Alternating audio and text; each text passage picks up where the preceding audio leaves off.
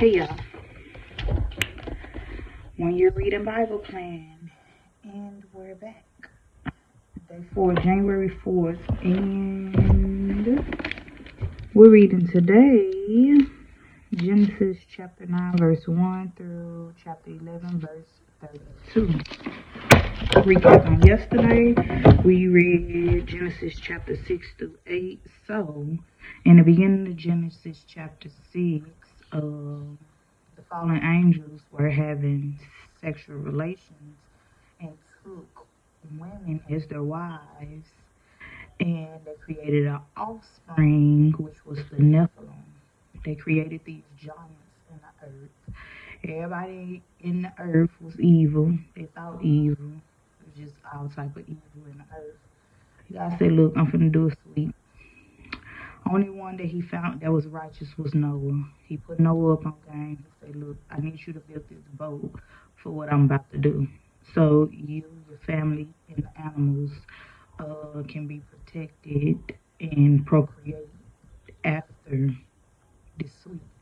So Noah built the boat. God told him how he wanted the boat. Noah built the boat. God started flooding the earth. He wiped out everything. We learned that the waters ended up covering the highest mountain. And the highest mountain in our day is the Mount Everest. And it is over 29,000 feet above sea level. So the waters end up covering the highest mountain even more than 20 feet over the highest mountain. So yeah, Noah was on this boat for a year and a little bit of change. Him, his wife, his sons and their wives, and all the animals with him. So, yeah, after the flood, after a year and some change, God told Noah, look, you can go and get off the boat. Noah gets off the boat. He builds an altar, make a sacrifice to the Lord. It pleased the Lord. God realized I just crashed out. I ain't gonna do it no more. That's our recap from what we read yesterday. Now we're reading Genesis chapter 9 through Genesis chapter 11. Genesis chapter 9, God blessed Noah and his sons and said to them, have many children, fill the earth with your people. Every animal on earth, every bird in the air, every animal that crawls on the ground, and every fish in the sea will be afraid of you. All of them will be under your control. In the past, I gave you green plants to eat. Now every animal will also be food for you. I give you everything on the earth. It is yours. But I give you one command. You must not eat meat that still has its life, which is blood in it. Also, I will demand your blood for your lives. That is, I will demand the life of any person or animal that takes a human life. God made humans to be like himself. So whoever kills a person must be killed by another person. Pause. This was the Old Testament. Y'all don't get no ideas. Don't go killing people. Verse 7, have many children and fill the earth with your people. Verse 8, then God said to Noah and his sons, I now make my promise to you and to your people who live after you. I make my promise to all the birds and to all the cattle and to all the animals that came out of the boat with you. I make my promise to every living thing on earth. This is my promise to you. All life on the earth was destroyed by the flood, but that will never happen again. A flood will never again destroy all life on the earth. And God said, I will give you something to prove that I made this promise to you. I'll continue forever to show that I've made an agreement with you and every living thing on earth. I'm putting a rainbow in the clouds as proof of the agreement between me and the earth. When I bring clouds over the earth, you will see the rainbow. In the clouds, when in the clouds, you will see the rainbow in the clouds. I'm sorry, verse 15. When I see this rainbow, I will remember the agreement between me and you and every living thing on the earth. This agreement says that a flood will never again destroy all life on the earth. When I look and see the rainbow in the clouds, I'll remember the agreement that continues forever. I will remember the agreement between me and every living thing on the earth. So God said to Noah, this rainbow is proof of the agreement that I made with all living things on earth. Pause. So, this was the original meaning of the rainbow. Somehow we done perverted that in this day and time, and we set the rainbow to mean pride. Can you imagine the slap in God's face where you're sitting here waving this rainbow in his face, talking about some gay pride? No shade to the LGBTQ community. But you waving this rainbow in his face, and he got to constantly remind himself, like, I ain't gonna do it to him. I ain't gonna do it to him. As bad as I want to do it to them, as evil as they are, I'm not gonna do it to them. Oh, how merciful is the Lord. Verse 18, Noah's sons came out of the boat with him. Their names were Shem, Ham, Japheth. Ham was the father of Canaan. These three men were Noah's sons, and all the people on earth came from these three sons. Verse 20, Noah became a farmer and planted a vineyard. One day Noah made some wine. He got drunk, went into his tent, and took off all his clothes. Ham, the father of Canaan, saw that his father was naked and told his brothers who was outside the tent. Shem and Japheth took a robe and put it across their shoulders and walked backward into the tent. Then they covered their father without looking at him. Later, Noah woke up. He was sleeping because of the wine. When he learned what his youngest son Ham had done to him, he said, May there be a curse on Canaan. May he be a slave to his brothers.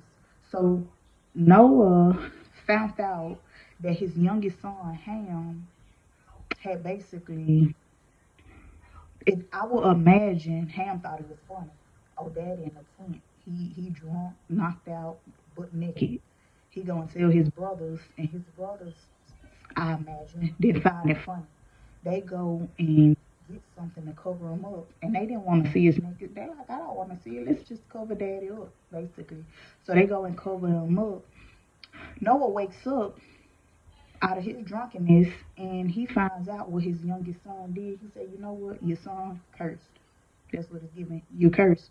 The reason why Noah cursed his grandson instead of his son, because in the beginning of Genesis 9, God had blessed Noah and his sons and said have many babies and procreate in the earth, have many babies, create the earth. We cannot curse what God has blessed. So he did not curse his son, so he cursed his grandson. Like, look, your son cursed. Verse 26. Noah also said, May the Lord, the God of Shem, be praised. May Canaan be Shem's slave. May God give more land to Japheth. May God live in Shem's tent, and may Canaan be their slave. After the flood, Noah lived 350 years. He lived a total of 950 years, then he died. Genesis chapter 10. This is the history of the families of Shem, Ham, Japheth. They are Noah's sons. These men had children after the flood.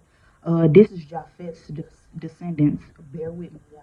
I don't want to butcher these names. I'm going to do my best. Verse 2. Japheth's sons were Gomer, Magog, Madai, Javan, Tubal, Meshach, and Tyrus, I believe. Gomer's sons were Ashkenaz, Raphat, and Togarmah. Javan's sons were Elisha, Tarshish, Kittim, and Dodonam. I think is his name. Verse 5, all the people who lived in the area around the Mediterranean Sea came from these sons of Japheth. The people separated and went to different countries according to languages, families, and nations. So people in this area, these come from Japheth. This is Ham's descendants. Ham's sons were Cush, Mizraim, Put, and Canaan. Cush's sons were Seba, Havilah, Sabta, Ramah, or Ramah, Septeca. Ramah's sons were Sheba and Dedan. Cush also had a son named Nimrod, who became a very powerful man on earth. He was a great hunter before the Lord. This is why people compare other men to him and say, that man is like Nimrod, a great hunter before the Lord. Verse 10, Nimrod's kingdom spread from Babylon to Erech, to Akkad, and then to Calneh in the land of Babylonia. Nimrod also went into Assyria In Assyria, Nimrod built the cities of Nineveh, Rehoboth-ir, Calah, and Rezin. Rezin is the city between Nineveh and Calah, the big city. Mizraim was the father of the people of Lud, Anam, Lehab, and Nephtu, I believe. Pathris, Keslu, and Kaphtor. The Philistine people came from Keslu. So Philistine people come from Keslu. Okay. Verse 15. Canaan was the father of Sidon. Sidon was Canaan's first son. Canaan was also the father of the Hittites, Jebusites, Amorites, Girgashites, Hivites, Arkites, the Sinites, Arvadites, Zemarites, and Hamathites. Canaan was getting it in. Canaan had nations like all these Hittites, Jebusites, Amorites. That's like saying Mephians, Texans. Yeah, Canaan was having nations. Like Canaan was Canaan. The families of Canaan spread to different parts of the world. The land where the Canaanites lived went from Sidon down along the coast, of Gerar, I think is what it says, and from Gaza as far east as Sodom and Gomorrah, and from Atmah to Zeboim as far north as Laish. All these people were descendants of Ham. They are arranged, meaning they are organized by families, languages, countries, and nations. Crazy way. They were really spreading. This is Shem's descendants. Shem was Japheth's older brother. One of Shem's descendants was Eber, the father of all the Hebrew people. So all Hebrew people, this they daddy, this Heber, this top dog of the Hebrew people. Shem's sons were Elam, Asher, Arphaxad, Lud, and Aram. Aram's sons were Uz, Hul, Gether, and Mash. Arphaxad was the father of Shelah. Shelah. Shelah was the father of Eber, which was the father of the Hebrews. Verse 25, Eber was the father of two sons. One son was named Peleg or Peleg. He was given his name because the earth was divided during his life. The other son was named Joktan. Joktan was the father of Amadad, Shalef, uh, Hazarmaveth, that's his name, Gerar, Hadoram, Uzal, Dikla, Oval, Abimael, Shiva, Ophir, Havilah, and Jobab. I hope I ain't butchered these people's names. All these people were Joktan's sons. They lived in the area between Mesha and the hill country in the east. Mesha was toward the country of Safar. These are the people from the family of Shem. They are arranged by families, languages, countries, and nations. This is the list of the families from Noah's sons. So these are Noah's sons' descendants. They are arranged according to their nations. From these families came all the people who spread across the earth after the flood. So they did exactly what they understood the assignment when God said, fill the earth. And, chapter 11 in Genesis, this is our last chapter for today. There was a time when the whole world spoke one language. So everybody spoke the same language in the beginning, in that time. Everyone used the same words. Verse 2, then people began to move from the east. They found the plain in the land of Babylonia and stayed there to live. Then they said to each other, let's make some bricks of clay and bake them in fire. Then they used the bricks as stones, and they used tar as mortar. Now, tar is, like we said, I don't know if that was yesterday, a couple of days ago, tar is the black, like, paste stuff that they use to make roads, that they use to make streets. Mortar is like the paste that they use in between bricks. You know, they put the brick, they put the paste, put the brick, put the paste to bring it all together. So they use the tar as mortar, and they use bricks as stones to build this big tower. Verse 4, then the people said, let's build ourselves a city and a tower that will reach to the sky. Then we'll be famous. This will keep us together so that we will not be scattered all over the earth. Verse 5, then the Lord came down to see the city and the tower. The Lord said, these people all speak the same language, and I see that they are joined together to do this work. This is only the beginning of what they can do. Soon they'll be able to do anything they want. Let's go down and confuse their language. Then they will not understand each other. So people stopped building the city, and the Lord scattered them all over the earth. That is the place where the Lord confused the language of the whole world. That is why it's called Babel. And it was from there that the Lord caused the people to spread out to all the other places on the earth. You know what's so funny about this? The very thing that they was trying to keep from happening ended up happening. They said, let's build this tower, because clearly they thought they was bigger than God. Let's build this tower that'll reach up to the sky. We'll be famous. People will, we'll gain influence. And then it'll keep us from being scattered. God said, plot twist, confuse your language, and you scattered. Verse 10, this is the history of Shem's family. 2 years after the flood, when Shem was 100 years old, his son Arphaxad was born. After that, Shem lived 500 years. He had other sons and daughters. Okay.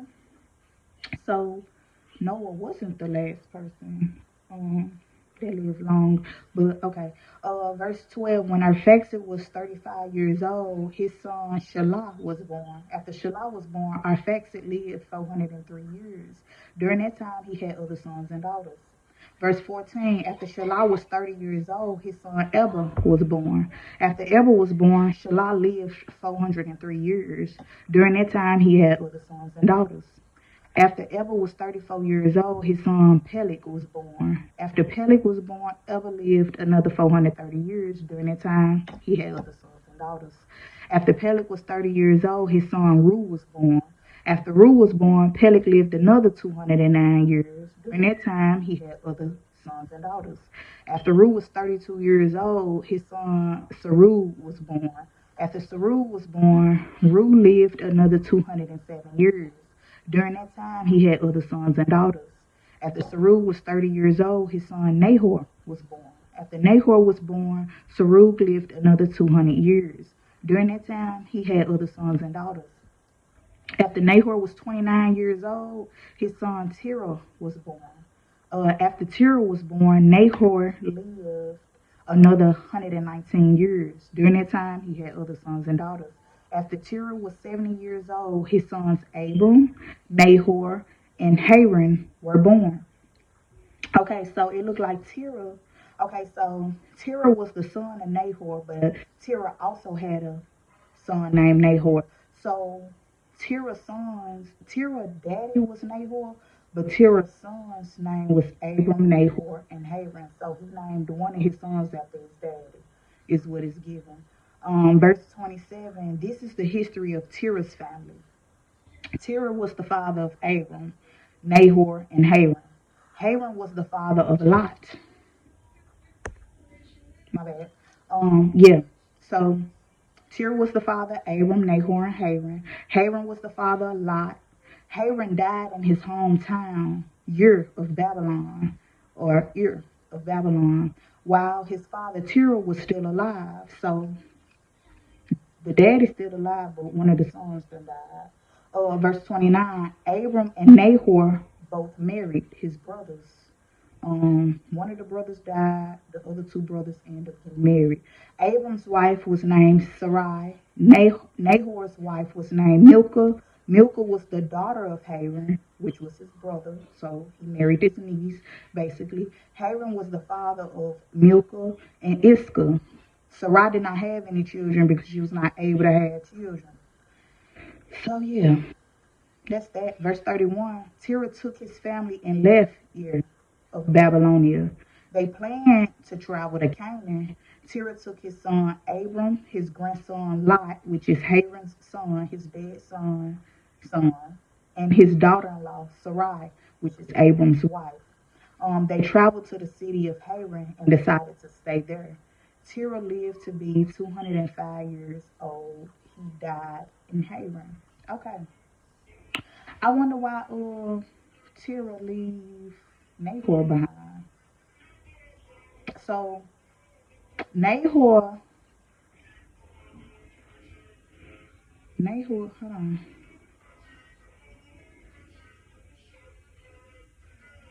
Yeah.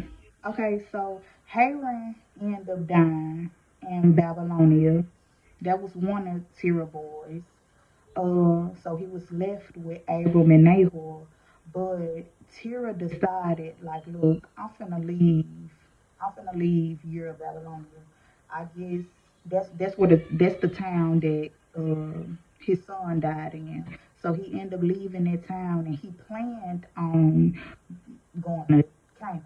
Like, the plan is we're going to Canaan. But he ended up taking his grandson Lot, which was one of his sons, that uh, his dead son, his son. He took that son with him, and he took Abram with him. But it looked like he left Nahor and Nahor's wife behind. I don't know why. Don't ask me.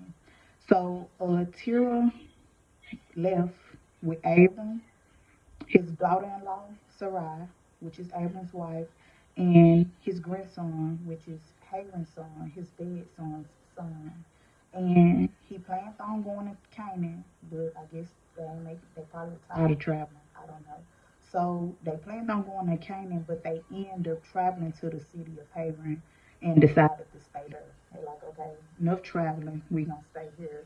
Terah lived to be 205 years old. He died in Haran. And that's our reading for today. And we're doing great. We've been consistent for 4 days. That's a mini win, but I love it. We're gonna come back tomorrow, January 5th. 1 year Bible plan. Our goal is to read this entire Bible by the end of the year. 4 days in, so far so good. We ain't slipped up yet. Love y'all. See y'all tomorrow.